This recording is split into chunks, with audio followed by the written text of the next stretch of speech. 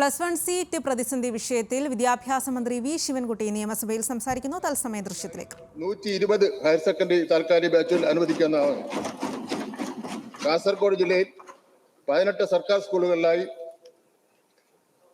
18 ബാച്ചുകൾ താൽക്കാലികമായി അനുവദിക്കാവുന്നതാണ്.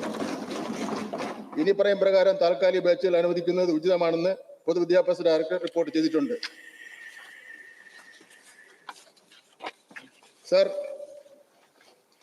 ഹ്യൂമാനിറ്റീസ് കോമ്പിനേഷനിൽ 59 ബാച്ചുകളും കൊമേഴ്സ് കോമ്പിനേഷനിൽ 61 ബാച്ചുകളും കൂടി ആകെ 120 താൽക്കാലിക ബാച്ചുകൾ മലപ്പുറം ജില്ലയിൽ അനുവദിക്കുന്നത് നിലവിലെ സീറ്റ് ക്ഷാമം പരിഹരിക്കാൻ ഉതകുന്നതാണ്.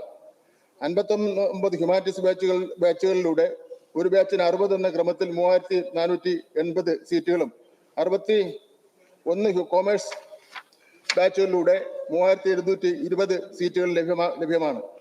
മലപ്പുറം ജില്ലയിലെ പുറമെ കാസർഗോഡ് ജില്ലയിലും വിവിധ താലൂക്കുകളിൽ സീറ്റുകളുടെ കുറവുണ്ട്. ഇത് പരിഹരിക്കുന്നതിനായി ഒരു സയൻസ് ബാച്ചും 4 ഹ്യൂമാനിറ്റീസ് ബാച്ചുകളും 13 കൊമേഴ്സ് ബാച്ചുകളും ഉൾപ്പെടെ ആകെ 18 ബാച്ചുകളാണ് അവിടെ അനുവദിക്കപ്പെട്ടിട്ടുള്ളത്.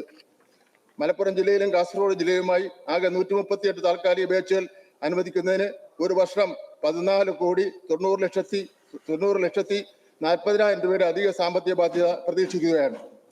നേരത്തെ പരാമർശിച്ച റിപ്പോർട്ടുകൾ പ്രകാരം മലപ്പുറം ജില്ലയിൽ 74 സർക്കാർ സ്കൂളുകളിലായി 120 ഹയർ സെക്കൻഡറി താൽക്കാലിക ബാച്ചുകൾ അനുവദിക്കുന്നു. കാസർഗോഡ് ജില്ലയിൽ 18 സർക്കാർ സ്കൂളുകളിലായി 18 ബാച്ചുകൾ താൽക്കാലികമായി അനുവദിക്കുന്നു.